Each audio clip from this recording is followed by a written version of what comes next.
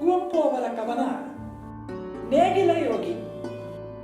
ನೇಗಿಲ ಹಿಡಿದು ಆ ಹೊಲದೊಳು ಹಾಡುತ್ತಾ ಉಳುವ ಯೋಗಿಯ ನೋಡಲ್ಲಿ ಫಲವನ ಬಯಸದ ಸೇವೆಯ ಪೂಜೆಯು ಕರ್ಮವೇ ಇಹಪರ ಸಾಧನವು ಕಷ್ಟದಳು ಅನ್ನವ ದುಡಿವನೆತ್ಯಾಗಿ ಸೃಷ್ಟಿ ನಿಯಮದೊಳಗೆ ಅವನೇ ಭೋಗಿ.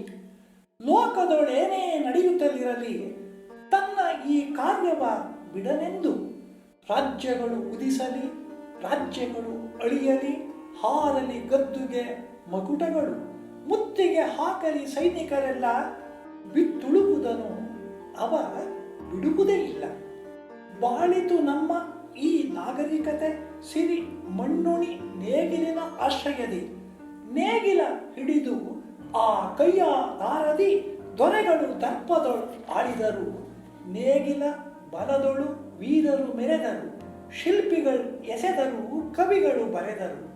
ಯಾರು ಅರಿಯದ ನೇಗಿಲ ಯೋಗಿಯೇ ಲೋಕಕ್ಕೆ ಅನ್ನವನ್ನು ಈಯುವನು. ಹೆಸರನ್ನು ಬಯಸದೆ ಅತಿ ಸುಖಕ್ಕೆ ಎಣಸದೆ ದುಡಿವನು ಗೌರವಕ್ಕೆ ಆಶಿಸದೆ.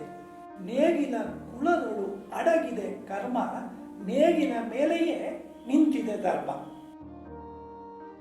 ಜನರ ಮನಸ್ಸಿಗೆ ಅರಿವನ್ನು ನೀಡುವ ಯೋಗಿಯಂತೆಯೇ ಜನರ ಹೊಟ್ಟೆಗೆ ಅನ್ನವನ್ನು ನೀಡಿ ಮಾನವ ಸಮುದಾಯವನ್ನು ಕಾಪಾಡುತ್ತಿರುವ ರೈತನನ್ನು ಕವಿಯು ನೇಗಿಲ ಯೋಗಿ ಎಂದು ಕರೆದು ರೈತರ ದುಡಿಮೆಯಿಂದಲೇ ಜಗತ್ತು ಉಳಿದು ಬೆಳೆದು ಬಾಳುತ್ತಿರುವುದನ್ನು ಈ ಕವನದಲ್ಲಿ ಬಣ್ಣಿಸಿದ್ದಾರೆ.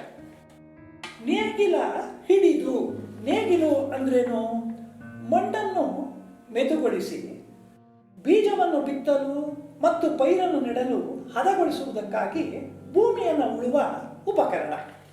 ನೇಗಿಲ ಹಿಡಿದು ಹೊಲದೊಳು ಹಾಡುತ್ತಾ ಹಾಡನ್ನು ಹೇಳುತ್ತಾ ಉಳುವ ಯೋಗಿಯ ನೋಡಲ್ಲಿ. ಉಳುವುದು ಅಂದ್ರೆ ನೋಡಿ, ದನಗಳ ಕೊರಳಿಗೆ ನೊಗವನ್ನು ಹೂಡಿ ನೇಗಿಲನ್ನು ನೊಗಕ್ಕೆ ಬಿಗಿದು ಕಟ್ಟಿ ದನಗಳನ್ನು ಮುನ್ನಡೆಸುತ್ತಾ ಭೂಮಿಯಲ್ಲಿ ಬಿಗಿಯಾಗಿರುವ ಮಣ್ಣನ್ನು ನೇಗಿಲಿಯಿಂದ ಸೀಳಿ ಬೆಳೆಗಳನ್ನು ಬೆಳೆಯಲು ಅನುಕೂಲವಾಗುವಂತೆ ಮಣ್ಣನ್ನು ಹದಗೊಳಿಸುವುದು. ಹಾಗಾದರೆ ಇಂತಹ ಉಳುವ ಕ್ರಿಯೆಯಲ್ಲಿ ತೊಡಗಿರುವ ಯಾರನ್ನ? ಯೋಗಿಯ ನೋಡಲ್ಲಿ. ನೋಡಿ, ಯೋಗಿ ಅಂದರೆ ನಮ್ಮ ಭಾರತೀಯ ಸಂಸ್ಕೃತಿಯಲ್ಲಿ ಅವನಿಗೊಂದು ಬಹಳ ದೊಡ್ಡ ಸ್ಥಾನವಿದೆ. ಯಾಕಂತಂದ್ರೆ ಆತ ಜಪ ತಪಗಳನ್ನು ಮಾಡುತ್ತಾ ತಾನು ಪಡೆದ ಅರಿವಿನಿಂದ, ಅರಿವು ಅಂದರೆ ಯಾವುದು ಒಳಿತು ಯಾವುದು ಕೆಡುಕು ಯಾವುದು ನೀತಿ ಯಾವುದು ಅನೀತಿ ಅನ್ನತಕ್ಕಂಥ ಅರಿವನ್ನ ಜನಮನದಲ್ಲಿ ಮೂಡಿಸಿ ಬದುಕಿನಲ್ಲಿ ಜನರು ಉತ್ತಮವಾಗಿ ನಡೆಯುವುದಕ್ಕೆ ಪ್ರೇರಣೆಯನ್ನು ಕೊಡುವವನು ಯೋಗಿ. ಸರಿ, ಇಲ್ಲಿ ಯಾವ ಯೋಗಿ? ಉಳುತ್ತಾ ಇರತಕ್ಕಂಥ ರೈತನನ್ನ ಕುವೆಂಪು ಅವರು ಉಳುತ್ತಿರುವ ಆ ಯೋಗಿಯನ್ನು ನೋಡಿ, ಯೋಗಿಯಾದವನು ಅರಿವನ್ನ ನೀಡಿದರೆ ಈ ನೇಗಿಲ ಯೋಗಿ ಅರಿವನ್ನ ಪಡೆಯುವುದಕ್ಕೆ ಸಾಧನವಾಗಿರ್ತಕ್ಕಂಥ ದೇಹವನ್ನ ಉಳಿಯುವುದಕ್ಕೆ, ಉಳಿದು ಬೆಳೆದು ಬಾಳುವುದಕ್ಕೆ ಅಗತ್ಯವಾಗಿರ್ತಕ್ಕಂಥ ಅನ್ನವನ್ನು ಕೊಡ್ತಾನೆ. ಅಲ್ಲಿಗೆ ಅರಿವು ಮತ್ತು ಅನ್ನವನ್ನು ಕೊಡುವಂತ ಈ ಒಂದು ಶ್ರೇಷ್ಠವಾಗಿರ್ತಕ್ಕಂಥ ಯೋಗಿಯ ಸ್ಥಾನವನ್ನ ರೈತನಿಗೆ ಕುವೆಂಪು ಅವರವರು ನೀಡಿದ್ದಾರೆ. ಆದ್ರಿಂದ ಅಲ್ಲಿ ಉಳಿತಾ ಇರ್ತಕ್ಕಂಥ ಯೋಗಿಯನ್ನ ನೀನು ನೋಡು. ಫಲವನು ಬಯಸದ ಸೇವೆಯ ಪೂಜೆಯು ಕರ್ಮವೇ ಇಹಪರ ಸಾಧನವು. ಫಲ ಅಂದ್ರೆ ಬೆಳೆ, ಉತ್ಪತ್ತಿ. ಫಲವನ್ನು ಬಯಸು ಅಂದ್ರೆ ಆಶಿಸು, ಇಚ್ಛೆ ಪಡು. ಇಲ್ಲೇನದು? ಫಲವನ್ನ ಬಯಸದ ಅಂದ್ರೆ ಏನಂತ? ರೈತನಿಗೆ ತಾನು ಬೆಳೆಯನ್ನ ಇಷ್ಟು ಬೆಳಿಬೇಕು ಅಂತ ಆಸೆ ಇಲ್ವೇ? ಇದೆ. ಆದರೆ ರೈತನ ಬದುಕು ಎಲ್ಲವನ್ನು ಬೇರೆ ಬೇರೆ ಏನನ್ನ ಅವಲಂಬಿಸಿ ನೋಡಿ. ರೈತನು ತನಗೆ ಇಚ್ಛೆ ಬಂದ ಪ್ರಮಾಣದಲ್ಲಿಯೇ, ಅಂದ್ರೆ 1 ಎಕರೆ ಜಮೀನಿದೆ, ಅದರಲ್ಲಿ ನಾನು 10 ಗಂಟೆ ಭತ್ತ ಬೆಳಿಬೇಕು ಅಂತ ಅವನು ಮೊದಲೇ ಇಚ್ಛೆ ಪಟ್ಕೊಂಡು ಬೆಳೆಯಕ್ಕಾಗೋದಿಲ್ಲ. ಯಾತಕ್ಕೆ ಅಂತ ಅಂದ್ರೆ ರೈತನು ತನಗೆ ಇಚ್ಛೆ ಬಂದ ಪ್ರಮಾಣದಲ್ಲಿಯೇ ಬೆಳೆಯನ್ನ ಪಡೆಯುತ್ತೇನೆ ಎಂಬ ಲೆಕ್ಕಾಚಾರವನ್ನು ಹಾಕಿಕೊಂಡು ಬೆಳೆಯನ್ನ ಒಡ್ಡಲಾಗುವುದಿಲ್ಲ.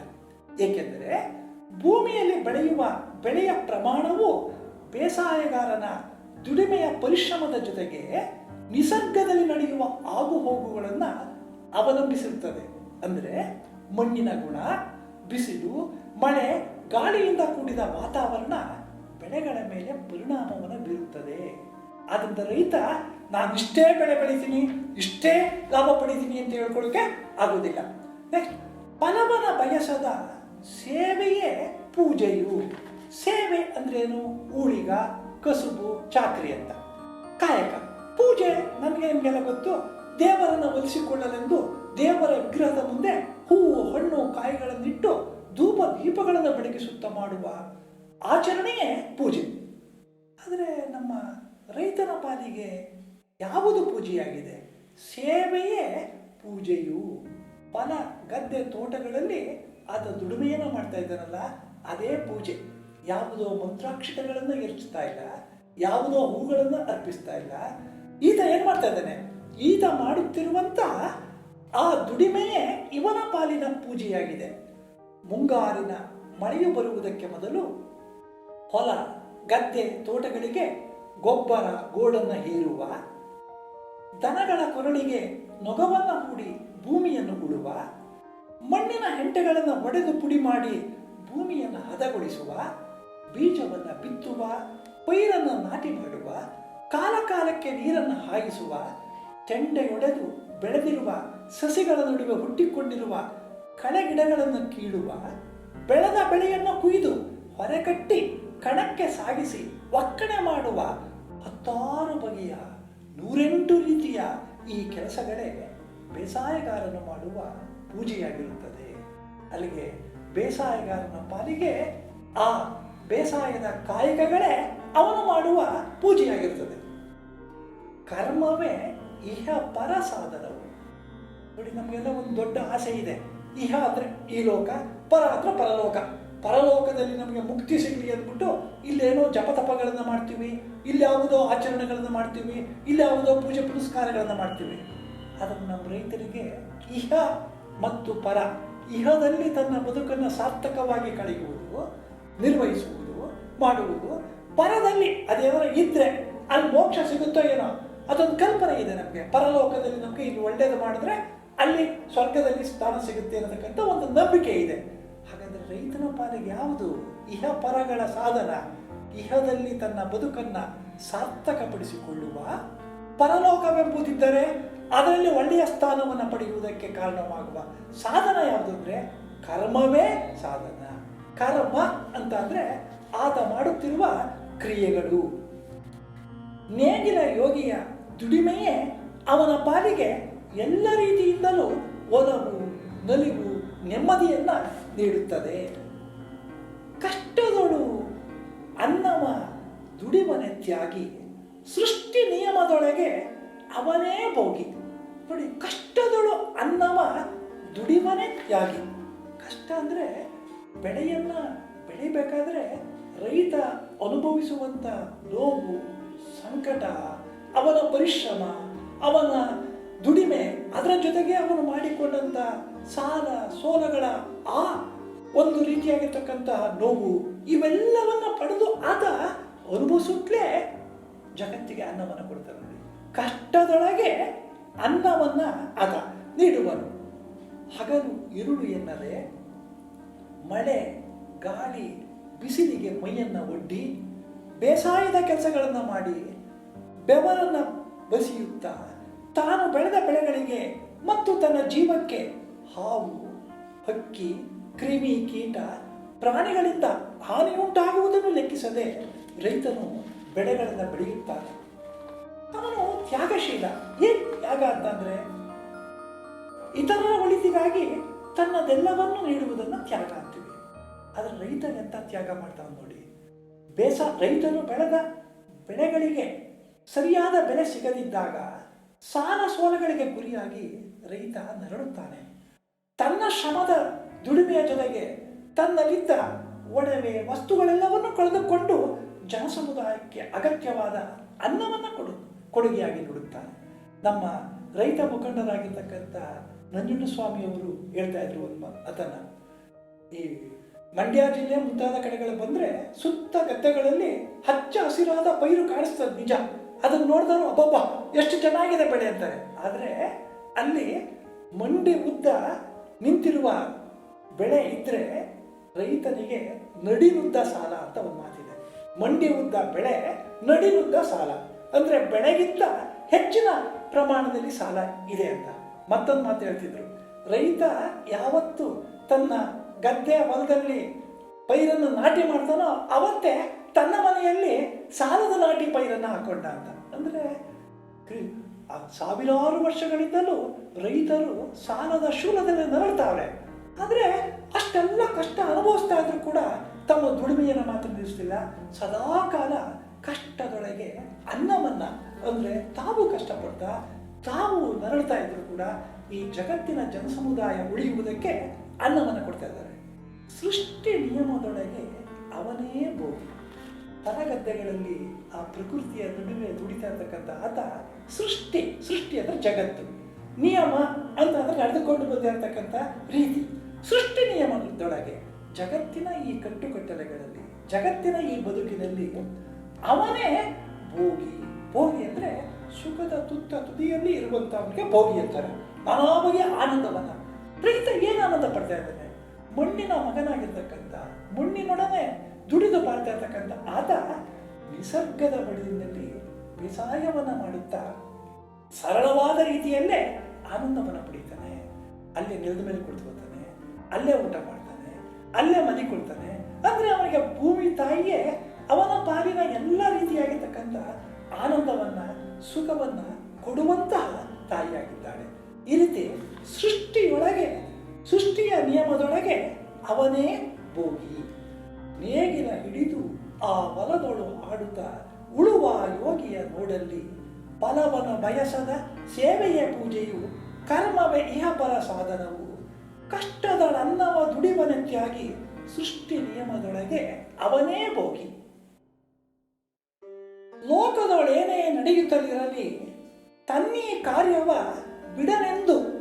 ನೋಡಿ, ಲೋಕದೊಳಗೆ ಇಡೀ ಜಗತ್ತಿನಲ್ಲಿ ಏನೇ ನಡೆಯುತ್ತಲಿರಲಿ, ಯಾವುದೇ ಬಗೆಯ ಯುದ್ಧಗಳು ನಡೀತಾ ಇರಲಿ, ಯಾವುದೇ ರೀತಿಯಾಗಿರ್ತಕ್ಕಂಥ ಭೀಕರವಾಗಿರ್ತಕ್ಕಂಥ ಪ್ರಕೃತಿಯ ಏರಿಳಿತಗಳು ಉಂಟಾಗ್ತಾ ಇರಲಿ, ಭೂಕಂಪ ಆಗಲಿ, ಅತಿವೃಷ್ಟಿಯಾಗಲಿ, ಮತ್ತೊಂದಾಗಲಿ, ಏನಾಗಲಿ, ಆತ ತನ್ನೀ ಕಾರ್ಯವ ಬಿಡನು ಎಂದು ತಾನು ಮಾಡುವಂತ ಈ ಕಾಯಕವನ್ನ, ಬೇಸಾಯದ ಆ ಕಸುಬನ್ನು ಬಿಡುವುದಿಲ್ಲ, ಕ್ರಿಯೆಗಳನ್ನು ಬಿಡುವುದಿಲ್ಲ. ನೋಡಿ, ಉದಾಹರಣೆಗೆ ಕಳೆದ ವರ್ಷ 2 ತಿಂಗಳ ಕಾಲ ಇಡೀ ದೇಶ ಸಂಪೂರ್ಣವಾಗಿ ಸ್ತಬ್ಧವಾಗಿತ್ತು. ಯಾವ ಕಚೇರಿಗಳು ತೆಗೆದಿರಲಿಲ್ಲ, ಯಾವ ದೇಗುಲಗಳು ಕೂಡ ತೆಗೆದಿರಲಿಲ್ಲ. ಎಲ್ಲ ಬಗೆಯಾಗಿರ್ತಕ್ಕಂಥ ವಾಹನಗಳ ಓಡಾಟ, ರೈಲು, ಬಸ್ಸು, ವಿಮಾನ ಎಲ್ಲವೂ ನಿಂತೋಗಿತ್ತು. ಇಡೀ ದೇಶವೇ ಸ್ತಬ್ಧವಾಗಿತ್ತು. ಆದರೆ ಇಡೀ ದೇಶದ ಉದ್ದಗಲದಲ್ಲಿ ಹಳ್ಳಿಗಳಿರತಕ್ಕಂಥ ಹಳ್ಳಿಗಾಡಿನ ರೈತರು, ಕೂಲಿಯವರು, ಕಾರ್ಮಿಕರು, ಭೂಮಿಯ ಜೊತೆಗೆ ಸಂಪರ್ಕವನ್ನು ಪಡೆದಿರ್ತಕ್ಕಂಥ ಎಲ್ಲ ವ್ಯಕ್ತಿಗಳು ಕೂಡ ಆ ನಾನಾ ಬಗೆಯಾಗಿರ್ತಕ್ಕಂಥ ಕೆಲಸಗಳನ್ನು ಮಾಡ್ತಾ ಇದ್ರು. ಬಹುಶಃ 2 ತಿಂಗಳುಗಳು ಕಚೇರಿಗಳು ಎಲ್ಲವೂ ಕೂಡ ಮುಚ್ಚಿದ ಹಾಗೆ ರೈತನು ತನ್ನ ಮನೆಯ ಒಳಗಡೆ ಕೊಳ್ತಿದ್ರೆ, ಮುಂದಿನ ಈ ವರ್ಷ ಇಡೀ ದೇಶವೇ ಅನ್ನವಿಲ್ಲದೆ ಲಕ್ಷಾಂತರ ಮಂದಿ ಸಾವನ್ನಾಗಬೇಕಾಗಿತ್ತು. ಹಾಗಾದರೆ ಲೋಕದಲ್ಲಿ ಏನೇ ನಡೆಯುತ್ತಿರಲಿರಲಿ, ಅಂದರೆ ಒಳ್ಳೇದು ನಡೀತಾ ಇರಲಿ, ಕೆಟ್ಟದ್ದು ನಡೀತಾ ಇರಲಿ, ಏನು ಬೇಕಾದ್ರೂ ನಡೀತಾ ಇರಲಿ, ರೈತ ಮಾತ್ರ ತನ್ನ ಕಾರ್ಯವನ್ನು ತಾನು ಬಿಡನು ಎಂದು ಯಾವತ್ತೂ ಬಿಡುವುದಿಲ್ಲ. ರಾಜ್ಯಗಳು ಉದಿಸಲಿ, ರಾಜ್ಯಗಳು ಅಳಿಯಲಿ, ರಾಜ್ಯಗಳು ಹೊಸ ರಾಜ್ಯಗಳು ಹುಟ್ಟಲಿ, ಅಥವಾ ಇರುವ ರಾಜ್ಯಗಳು ನಾಶವಾಗಲಿ, ಯಾರು ಅಧಿಕಾರದ ಪಟ್ಟಕ್ಕೆ ಬರಲಿ ಅಥವಾ ಯಾವನೇ ವ್ಯಕ್ತಿ ಅಧಿಕಾರದ ಪಟ್ಟದಿಂದ ಇಳಿಯಲಿ, ಹಾರಲಿ ಗದ್ದುಗೆ ಮಕುಟಗಳು, ಹಾರಲಿ ಗದ್ದುಗೆ ಅಂದರೆ ಸಿಂಹಾಸನ, ಮಕುಟ ಅಂತಂದ್ರೆ ಕಿರೀಟ. ಯಾವ ಚಕ್ರವರ್ತಿಯ, ಯಾವ ರಾಜ ಮಹಾರಾಜನ ಗದ್ದುಗೆಗಳು ಉರುಳಲಿ ಅಥವಾ ಕಿರೀಟಗಳು ಹಾರಲಿ, ಅಂದ್ರೆ ಯಾರಿದ್ರೇನೋ ಯಾರು ಹೋದ್ರೇನೋ. ಮುತ್ತಿಗೆ ಹಾಕಲಿ ಸೈನಿಕರಲ್ಲ, ಸೈನಿಕರು ಬೇರೆ ಬೇರೆ ರಾಜ್ಯಗಳ ಮೇಲೆ, ಬೇರೆ ಬೇರೆ ಪ್ರದೇಶಗಳ ಮೇಲೆ ಆಕ್ರಮಣವನ್ನು ಮಾಡ್ತಾ ಇರಲಿ, ಬಿತ್ತುಳುವುದನ್ನು ಅವ ಬಿಡುವುದೇ ಇಲ್ಲ. ಆತ ಬಿತ್ತಿ ಉಳುವುದನ್ನು ಅಂದರೆ ಬೇಸಾಯದ ಕಾರ್ಯಗಳನ್ನು ಮಾಡುವುದನ್ನು ಆತ ಬಿಡುವುದಿಲ್ಲ. ನಿರಂತರವಾಗಿ ತನ್ನ ಕಾರ್ಯಗಳನ್ನು ಆತ ಮಾಡುತ್ತಲೇ ಇರುತ್ತಾನೆ. ನೋಡಿ, ಯಾತಕ್ಕೆ ರೈತ ಈ ರೀತಿ ಜಗತ್ತಿನ ಸಾಮಾಜಿಕ ರಂಗದಲ್ಲಿ, ರಾಜಕೀಯ ರಂಗದಲ್ಲಿ, ಬೇರೆ ಬೇರೆ ಕ್ಷೇತ್ರಗಳಲ್ಲಿ ಯಾವುದೇ ರೀತಿಯಾಗಿರ್ತಕ್ಕಂಥ ಆ ಅಡೆತಡೆಗಳು ಉಂಟಾಗ್ತಿದ್ರು ಕೂಡ ಆತ ಮಾತ್ರ ತನ್ನ ಕಾರ್ಯವನ್ನು ಯಾತಕ್ಕೆ ಮಾಡುತ್ತಲೇ ಇರ್ತಾನೆ ಅಂತಂದ್ರೆ, ಬಿತ್ತುಳುವುದನ್ನು ಆತ ಯಾಕೆ ಬಿಡುವುದಿಲ್ಲ ಅಂದ್ರೆ, ನಾನಾ ರೀತಿಯ ಬೇಸಾಯದ ದುಡಿಮೆಯನ್ನು ವರ್ಷದ ಉದ್ದಕ್ಕೂ ಮಾಡುತ್ತಲೇ ಇರುವ ನೇಗಿಲ ಯೋಗಿಯು ದುಡಿಮೆಯನ್ನ ಮಾಡದೆ ಇರಲು ಆಗುವುದೇ ಇಲ್ಲ. ಏಕೆಂದರೆ ಬೇಸಾಯವು ಹೊಲಗದ್ದೆ ತೋಟಗಳ ಮಣ್ಣಿನ ಗುಣ, ಉರಿಯುವ ಸೂರ್ಯ, ಸುರಿಯುವ ಮಳೆ, ಬೀಸುವ ಗಾಳಿಯಿಂದ ಕೂಡಿದ ನಿಸರ್ಗದ ವಾತಾವರಣವನ್ನು ಅವಲಂಬಿಸಿದೆ. ಇದು ಬಹಳ ಮುಖ್ಯ. ಮಳೆಗಾಲ, ಚಳಿಗಾಲ ಮತ್ತು ಬೇಸಿಗೆ ಕಾಲಗಳಲ್ಲಿ ಮಾಡಬೇಕಾದ ಬೇಸಾಯದ ಕೆಲಸಗಳನ್ನು ಕಾಲಕ್ಕೆ ತಕ್ಕಂತೆ ಮಾಡದಿದ್ದರೆ ಒಡ್ಡಿದ ಬೆಳೆ ಹಾಳಾಗುತ್ತದೆ. ಹದ ನೋಡಿ ಆರಂಭ ಮಾಡದಿದ್ದರೆ ನೆಟ್ಟ ಬೀಜ ಮೊಳಕೆ ಎಳೆಯುವುದಿಲ್ಲ, ಸಸಿ ಬೆಳೆಯುವುದಿಲ್ಲ, ಬೆಳೆದ ಪೈರು ತೆನೆ ಕಚ್ಚುವುದಿಲ್ಲ, ಬೆಳೆಯು 10 ಬಗೆಯ ರೋಗ ರುಜಿನಗಳಿಗೆ ಒಳಗಾಗಿ ಬೆಳೆಯು ನೆಲ ಕಚ್ಚುತ್ತದೆ. ಆದ್ದರಿಂದ ರೈತ ಯಾವತ್ತೂ ಕೂಡ ತನ್ನ ಕಾರ್ಯವನ್ನು ಬಿಡುವುದಿಲ್ಲ. ರಾಜ್ಯಗಳು ಉದಿಸಲಿ, ರಾಜ್ಯಗಳು ಅಳಿಯಲಿ, ಹಾರಲಿ ಗದ್ದುಗೆ ಮಕುಟಗಳು, ಮುತ್ತಿಗೆ ಹಾಕಲಿ ಸೈನಿಕರೆಲ್ಲ, ಬಿತ್ತುಳುವುದನವ ಬಿಡುವುದೇ ಇಲ್ಲ.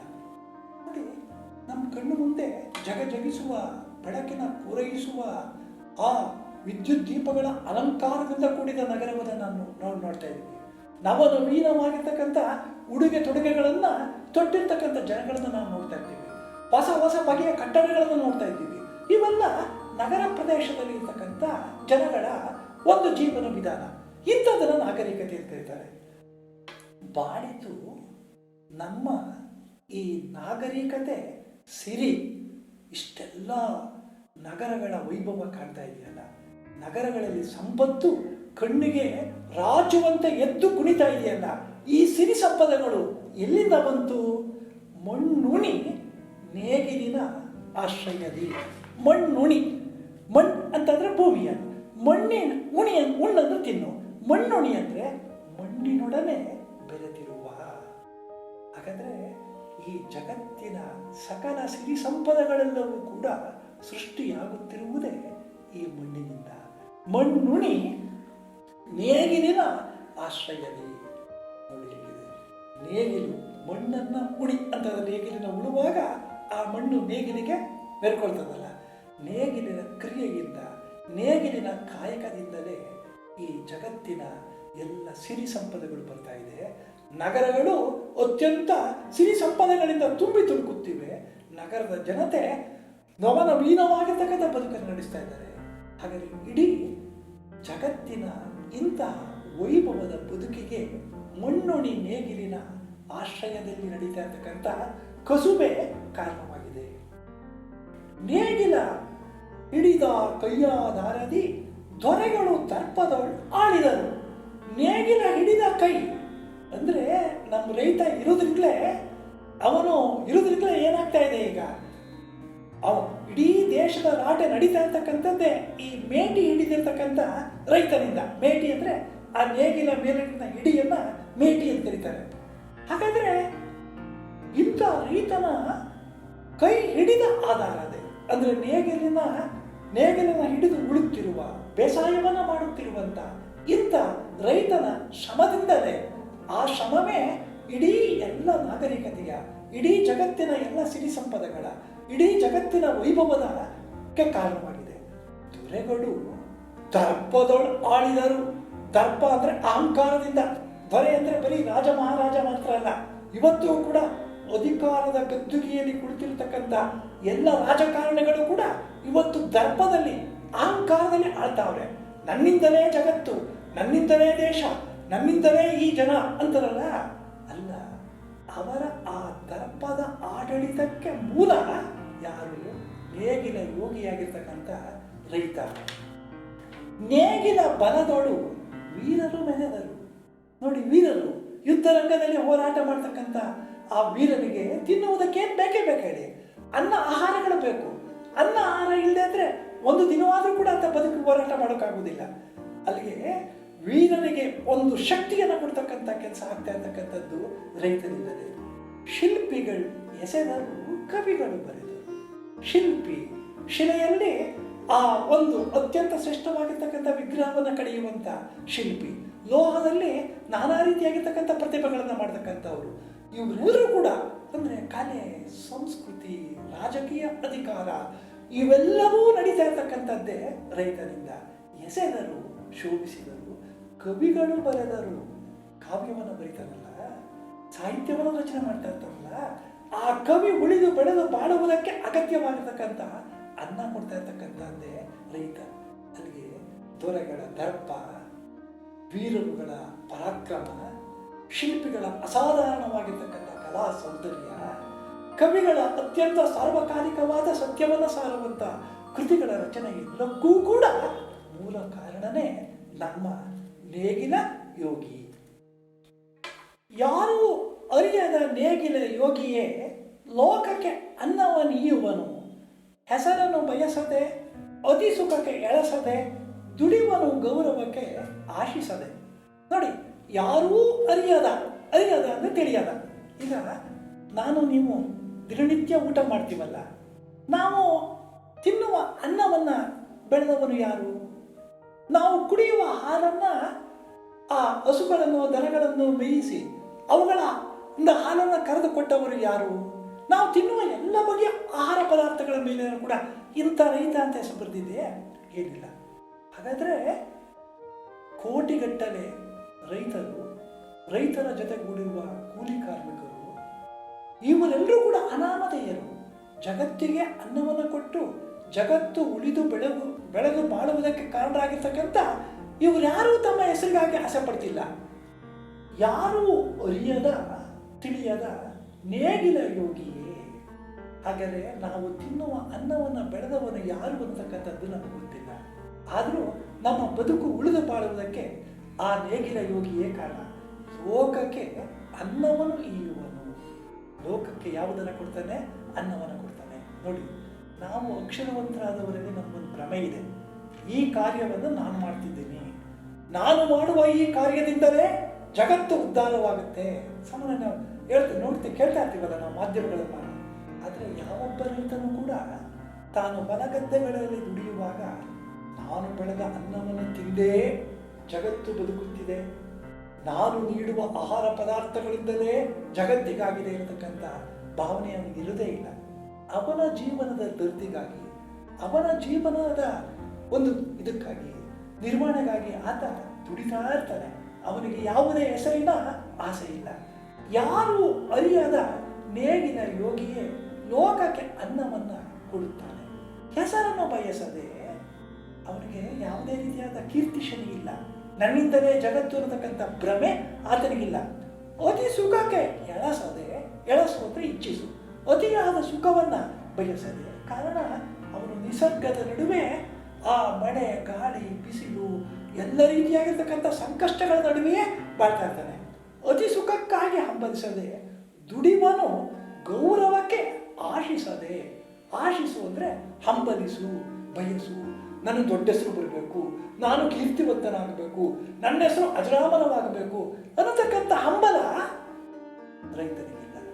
ಆತ ಏನಿದ್ರೂ ಕೂಡ ಸದಾಕಾಲ ತನ್ನ ಬದುಕಿನ ನಿರ್ವಹಣೆಗಾಗಿ ದುಡಿತಾ ಇದ್ದಾನೆ. ಆದರೆ ಆತ ಮಾಡುವ ದುಡಿಮೆಯಿಂದ ಇಡೀ ಜಗತ್ತು ಬದುಕ್ತಾ ಇದೆ.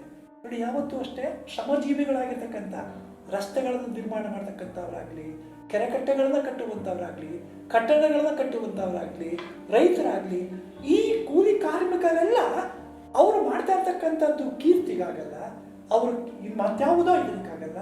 ತಮ್ಮ ದುಡಿಮೆಯಿಂದ ಇಡೀ ನಾಡನ್ನು ಕಟ್ತಾ ಇದ್ದಾರೆ. ಹೆಸರನ್ನು ಬಯಸದೆ, ಅತಿ ಸುಖಕ್ಕೆ ಎಳಸದೆ, ಇಚ್ಛಿಸದೆ, ದುಡಿವನು ಗೌರವಕ್ಕೆ ಆಶಿಸದೆ. ಹಾಗಾದರೆ ಯಾವುದೇ ರೀತಿಯಾಗಿರ್ತಕ್ಕಂಥ ಗೌರವದ ಹಂಬಲ ಅವನಿಗಿಲ್ಲ. ಜನರಿಗೆ ತಾವು ಉಣ್ಣುತ್ತಿರುವ ಆಹಾರದ ಬೆಳೆಗಳನ್ನು ಬೆಳೆಯುತ್ತಿರುವ, ತಾವು ಕುಡಿಯುವ ಹಾಲನ್ನು ನೀಡುವ ಎಮ್ಮೆ ಹಸುಗಳನ್ನು ಸಾಕಿ ಸಲಹುತ್ತಿರುವ ವ್ಯಕ್ತಿಗಳು ಯಾರು ಮತ್ತು ಅವರ ಹೆಸರೇನು ಎಂಬುದು ಗೊತ್ತಿರುವುದಿಲ್ಲ.